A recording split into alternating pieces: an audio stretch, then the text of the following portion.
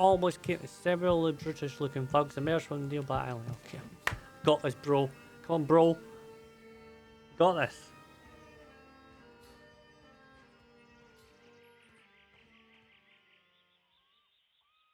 Right, lads. Well, well. If it isn't Arca's new business partner, that's quite a lot of coin you two exchanged. Arca's dead.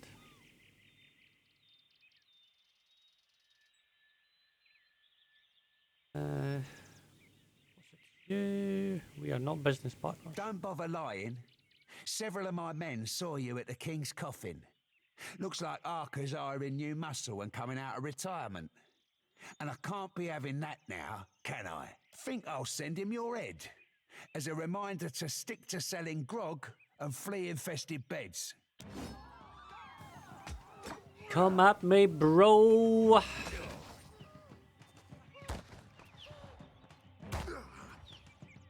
Alright, okay, this is gonna be great.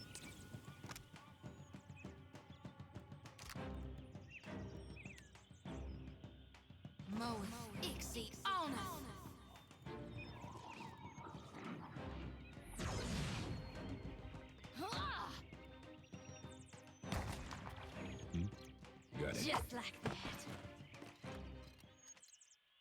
Will do.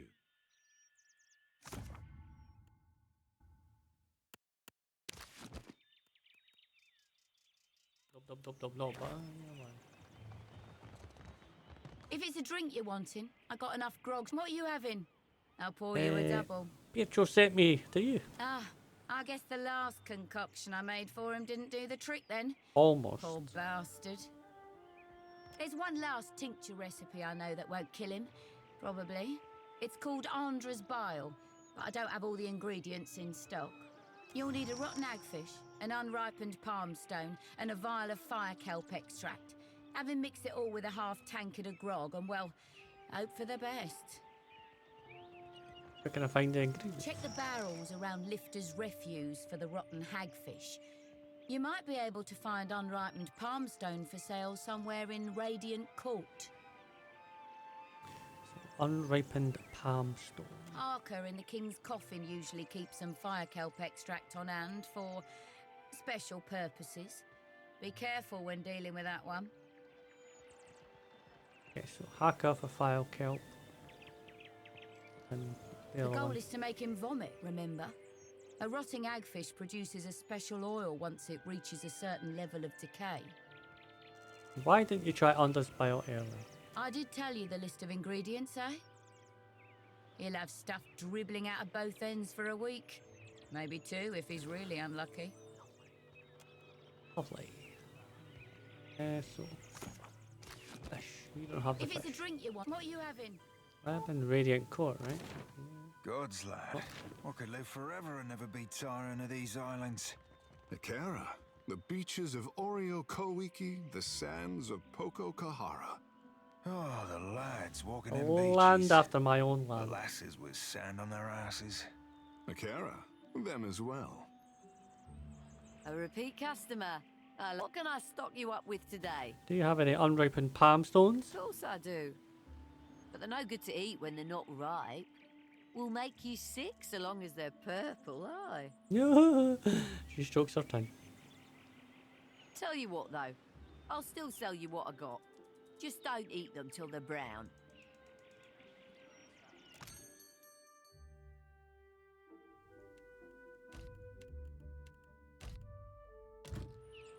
Thanks muchly for bringing Taerna back to us. Her storm and weather spells will really strike an atmosphere for the play. And now that we've got a real big brute for Aethys, we can put on a proper play. Stick around for the performance. I think you'll be plenty pleased. Stretches her hands as if she's about to take a bow, but instead she snaps her fingers together and the stage darkens behind her.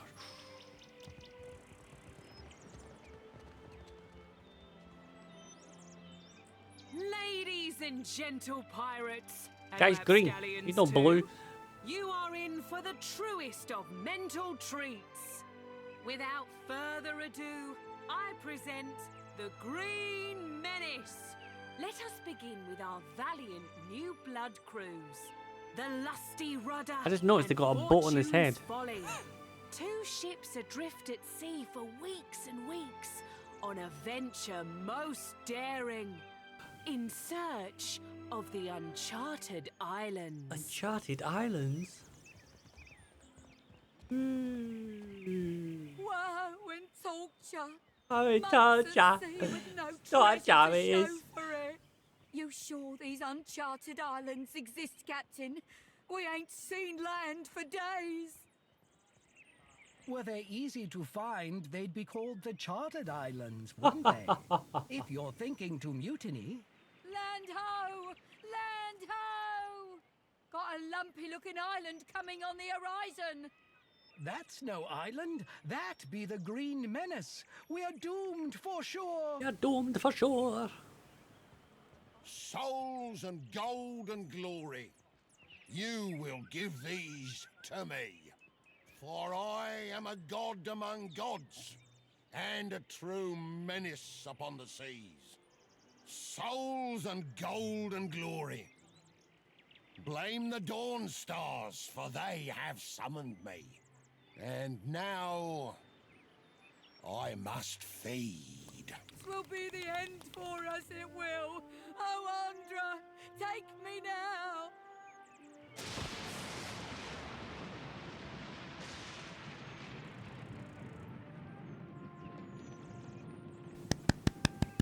And that's the story of how Aethys sank a fleet of our best tars. Beautiful. Like the floating hangman, you see the Green Menace coming, you sail the other way. Thank you. Donations and gratuity are greatly appreciated. They Almost love felt us, like do you I were think? there. They God's damned loved us thanks to you. Nice. How was I? Bloody marvellous, I bet. Bloody marvellous. I did it. I remembered my lines. Certainly did, sir. Thanks again for your help. We couldn't have done it without you. Oh, you could have.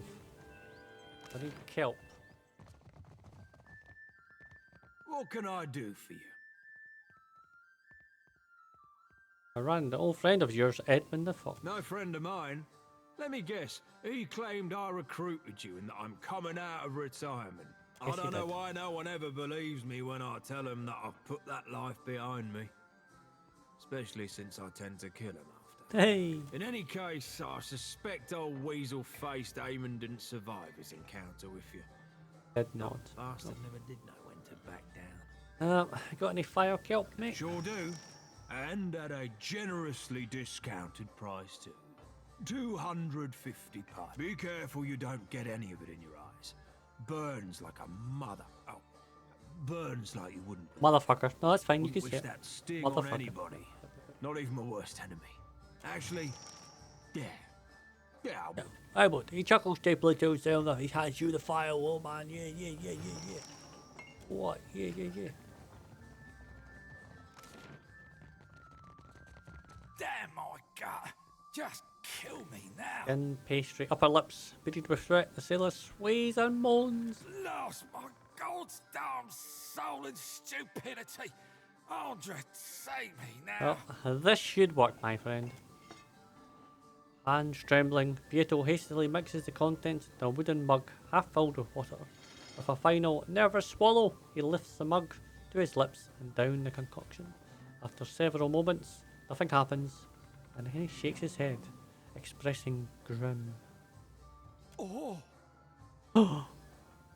But there he goes, white as a sheep, his throat mottles red, and his mouth pops open like a surprise. Oh, God. He's coming out the other end now. Oh, it's coming out the back end, he is. Oh, I got scoops up the farm at Cutting Gemstone, but looks to be a black pearl the size of a small walk. He gives it a quick whip down before it walks great. Oh, thanks. Oh, cheers, mate. Oh, no. Oh, there you go. If you'll excuse me, I need a change of bottom. Right. That is off. Oh, lovely. Stupendous. Stupendous. Yep. Lovely. Yep, yep, yep. Much ado to you, Casita. Captain flourishes a swooping bow. When he bends forward, a golden silhouette slips from his collar to dangle out the end of his chain. He tucks it away as he straightens, but not before you notice the etching on its front side. It marks him as the third chair of the Consular Macasita. A word of advice. Guard your back in dunnage. You have not yet carved a name for yourself or your crew. Yet you choose to swim in a sea of sharks. Should one take a bite, the Consuelo will not intervene. Elsewise, how might I be of assistance? Yeah, but the Consular Caballero. Yes, our Council of Captains. Tips his head towards the semicircle and elaborated ornate chairs aligned to the other side of the room. There are 7 seats on the Consuelo, each occupied by a high-ranking captain within the Principe.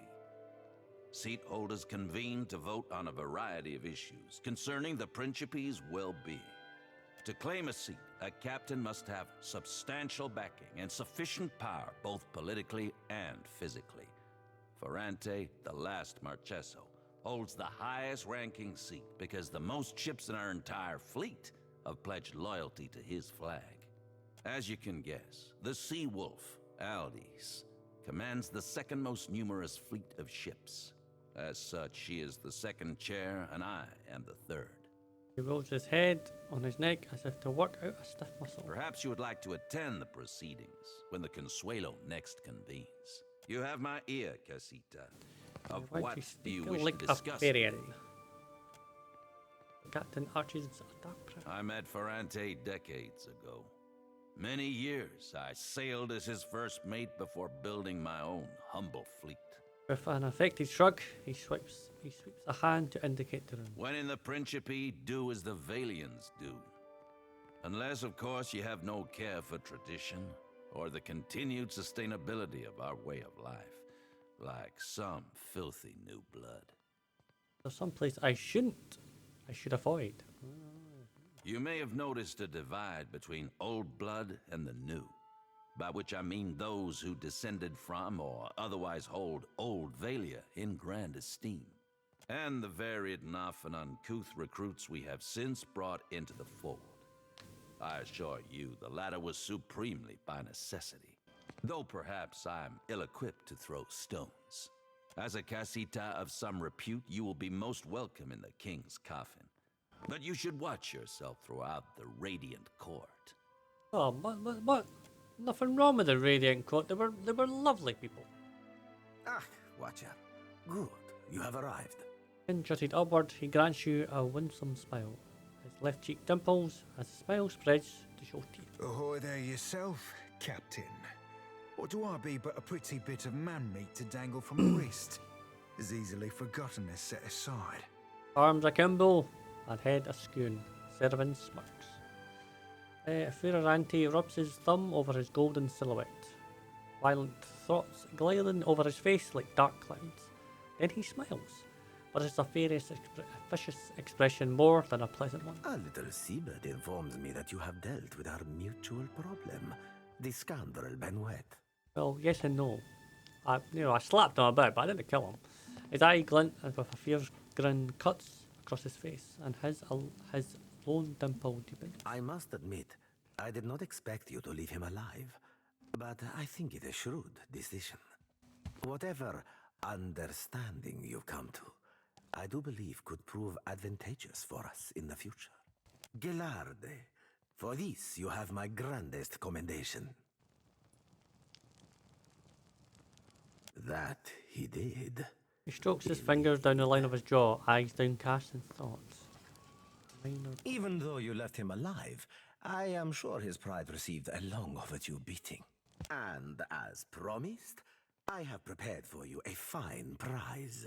Rubbish. For soup of his arm, he offers you a magnificent cloak. Magnificent! However, there is another matter of which we must now speak. I must confess to you a bit of a problem has arisen. One which speaks to your expertise with the supernatural. We've sighted the floating hangman that haunts the Deadfire. Have we any sketches of it? I wouldn't mind documenting the phenomenon. A few somewhat crude ones. Not many who encounter the floating hangman live to tell the tale, or otherwise record it. This galleon, What likely remains of the ThomFnG is a frightful legend. We have been losing ships at sea, amico. And not to those Valera ship-hunting bastards. I believe the floating hangman may be our culprit. Fortune favors us, as I have procured a survivor from such a recent sinking. You will consider what she has to say. Head craning abruptly to the side, he barks a loud order. Come forth, Selenia. Quickly now, or I will run rivers of your lethargic blood. At last he smiles.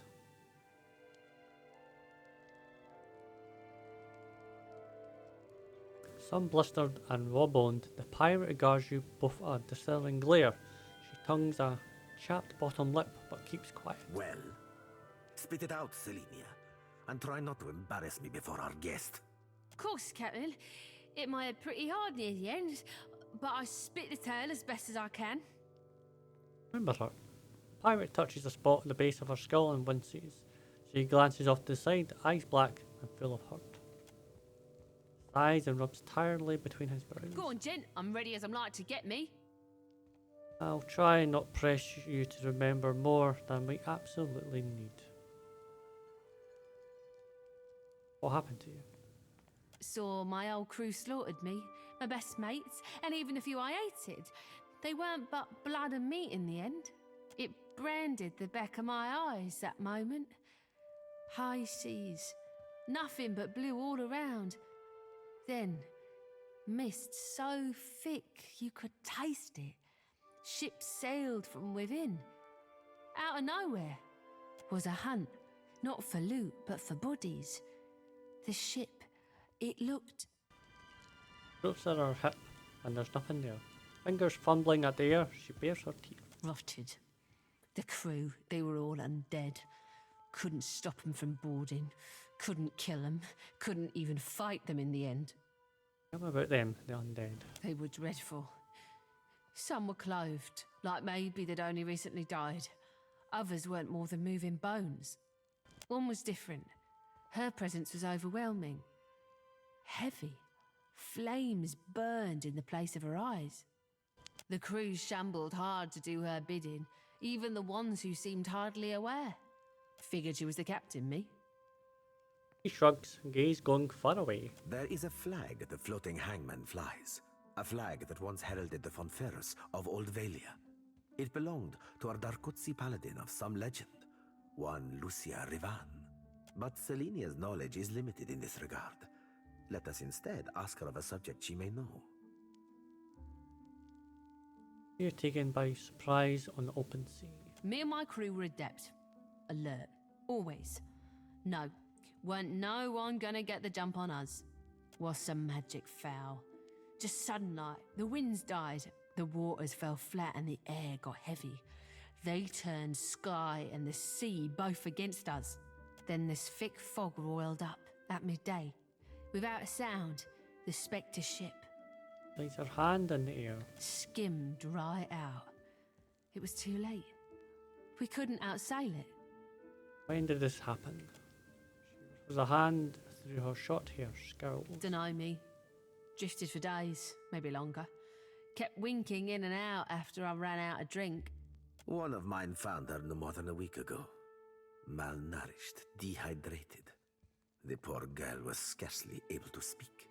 Well, I'm more than able to gabble now, aren't I? Could sail, too. No, you got no reason to keep me. Puts her hands over the softness of her shirt. Some ticks into his jaw, but he otherwise ignores her. Perhaps there is something else you wish to ask of our guest before she... How do you survive the attack? Us. Calling me Craven? Huh, sure, I am. He rubs the back of her head, rough, like she needs it to hurt. Took a knock in and I was out for a while. When I came to, they were eating Ganasco, our steward. Oh, lovely. I dropped a dinghy and rode for it. Don't know why they didn't give chase. Don't much care me. Well, Fiona cuts a glance to Fernetti for confirmation. When he dismissively waves her away, her black eyes narrow and she raises her chin defiant. But then she turns her full gaze to her, suddenly seething, and she shrinks into herself. Fists shaking at her sides, she reluctantly retreats. She belongs to Aldis, who undoubtedly will come to claim her soon. But that is a problem for another time. One moment, Watcher. I have 17. Okay.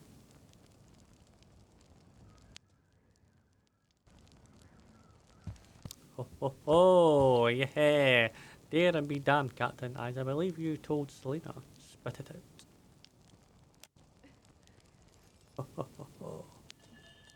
Looks like we'll be making a salty grog-sucking cur of this one yet. Mind the manner in which you address me, ship hunter. The mere evaporates from his face. Allow me to cut to the heart of it. Lucia Rivan, whose flag flies atop our spectral ship, was a Dakotsi paladin who died more than 200 years ago. It is my hope that uncovering the details regarding dear Rivan's fate in life may illuminate the nature of her undeath and how to defeat her galleon.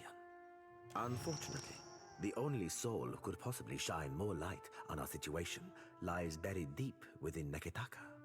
One Iser the Berethian, now well rotted, I presume. I actually spoke with the Russian. Yeah.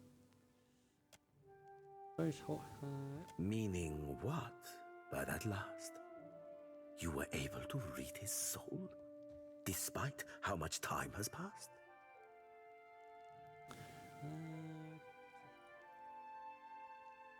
He was mortally wounded, yet refuses to fully die. Instead, he was reborn as an undead to defend the Bereth's faith for all eternity.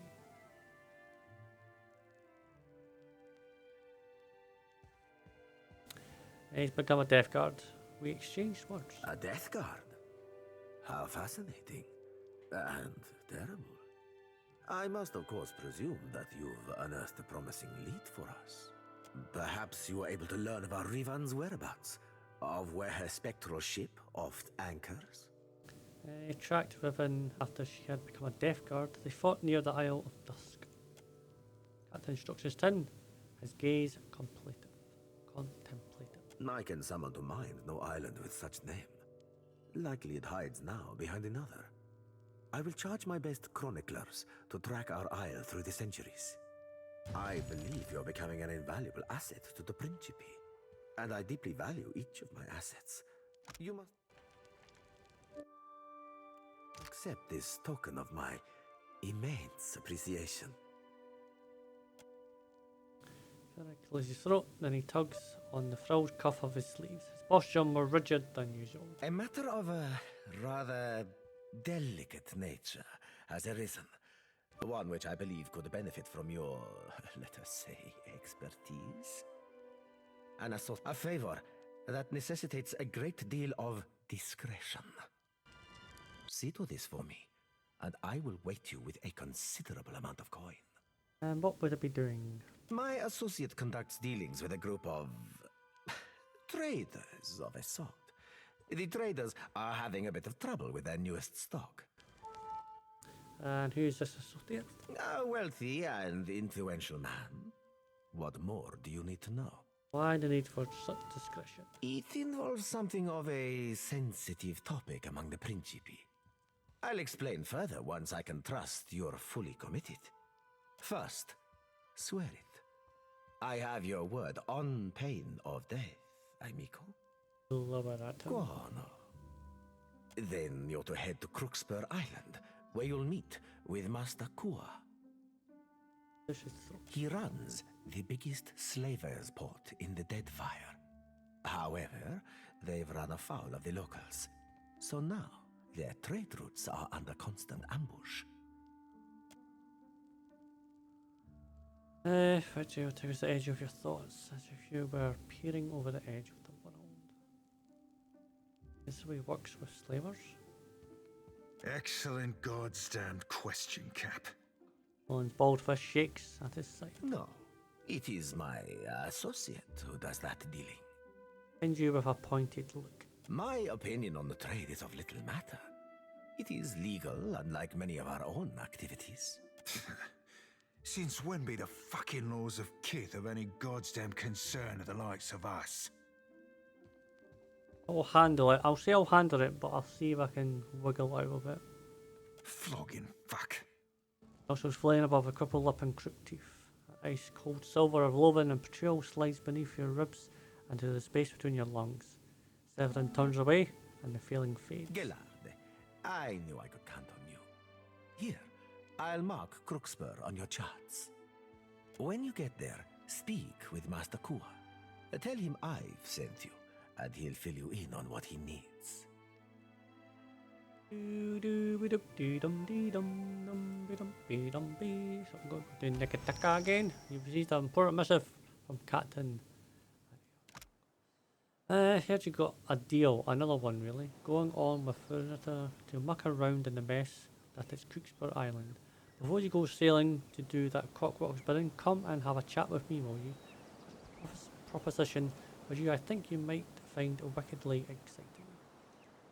Serve the berth for the Defiant at Port Deadstock.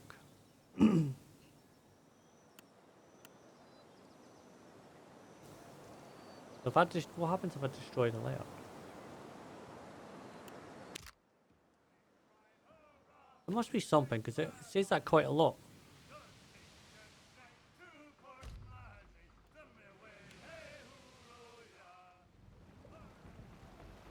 Out of nowhere, a heavy fog rolls over the ocean, so dense that you cannot see more than a dozen feet from you on your ship. With the fog's arrival, the wind dies, the waves calm, and Defiant is let aimlessly drifting.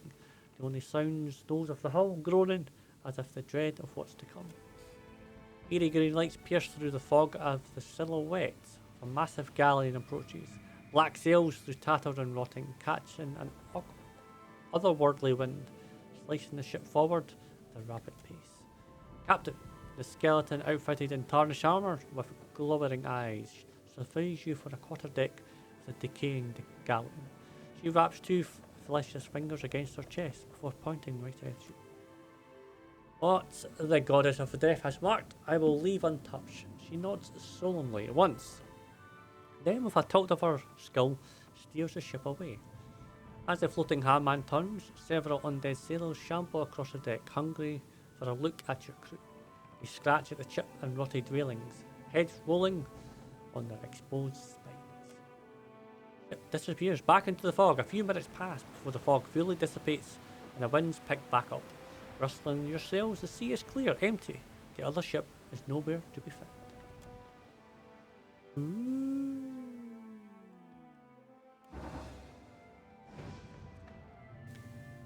Right, lady. Captain of the Divebearer stands stiff back before you, looming despite her lack of height. Her hard muscles, legs spread solidly apart.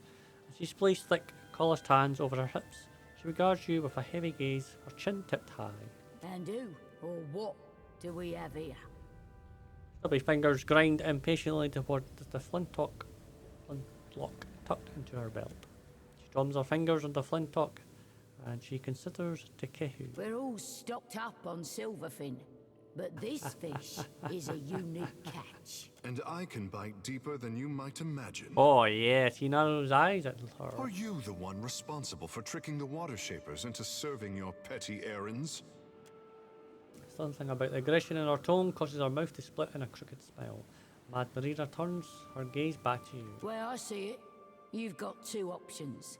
You can tell me who sent you, or I can feed you the shaft of my gun. Morena's features are harsh, cutting her hair and drawn up into a large braid on top of her head. Feathers and bits of bone, teeth and phalanges raft into ribbon. Just jut from tresses that gleam like red wine in the low light. You don't doubt she's followed through with her threat.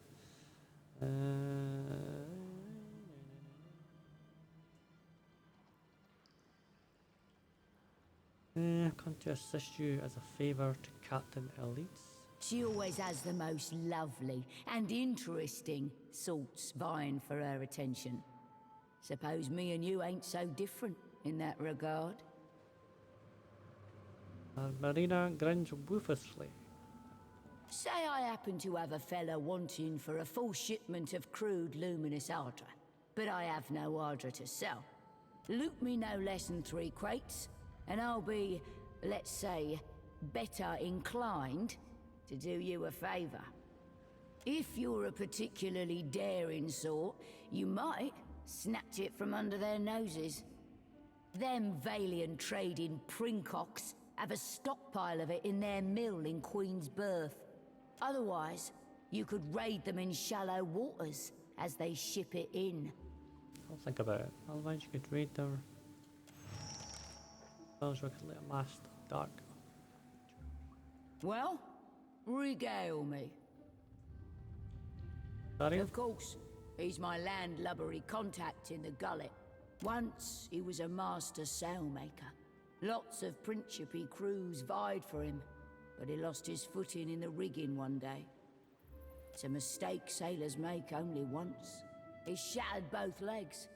Was Elia's mercy that he broke nothing more. Wow. But after that he lost his taste for the sea. Taste for the sea. Know what makes you a pirate, Lovesome? I bet you're going to tell me. Sailing.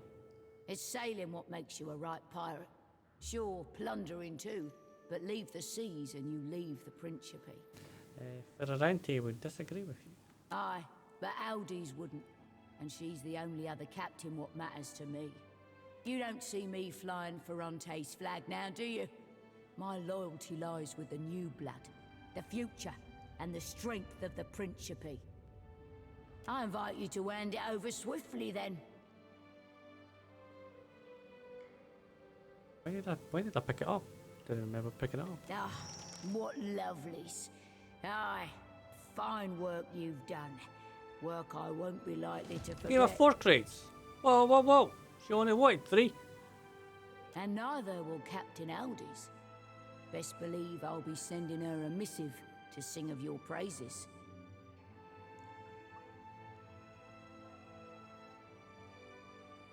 Ah.